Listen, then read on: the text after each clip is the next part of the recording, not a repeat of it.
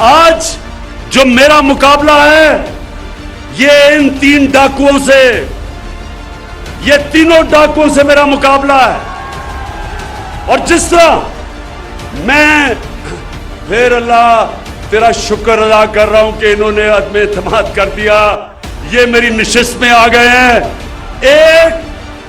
ایک ان swing yorker سے تینوں کی وکٹیں انشاءاللہ گراؤں گا. یہ جو 3 ڈاکو ہیں یہ میرے سے کیا مانگ رہے ہیں؟ کیا مانگ رہے ہیں میرے سے؟ NRO.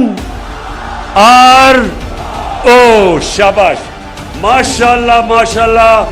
میری نوجوان قوم میں بہت شعور ہے، میں داد دیتا ہوں آپ کو. میرے کہتے ہیں جی عمران خان ہم تمہاری گورنمنٹ گرا دیں گے اگر تم ہمارے کرپشن کے کیس بند نہیں کرو گے. میں ان کو کہتا ہوں گورنمنٹ گرانی تو میرے لیے آسان چیز ہے، مجھے اپنی جان بھی دینی پڑے میں تمہیں نہیں چھوڑوں گا.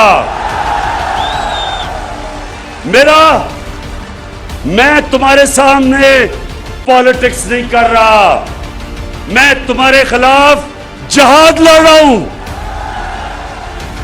آپ نے، میرے نبی نے کہا کہ طاقتور ڈاکو جب چوری کرتا ہے آپ اس کو سزا نہیں دیتے، ملک تباہ ہو جاتا ہے. اللہ نے اس ملک کو ہر نعمت سے نوازا ہے، ہر چیز دی ہے، لیکن کیوں ہم اتنا عظیم ملک نہیں بن سکے جو ہمیں بننا چاہیے تھا؟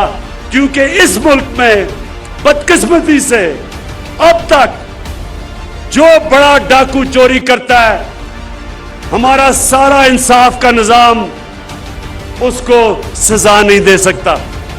صرف جیل بھرے ہوئے ہیں بیچارے غریب لوگوں سے جو مجبوری میں چوری کرتے ہیں.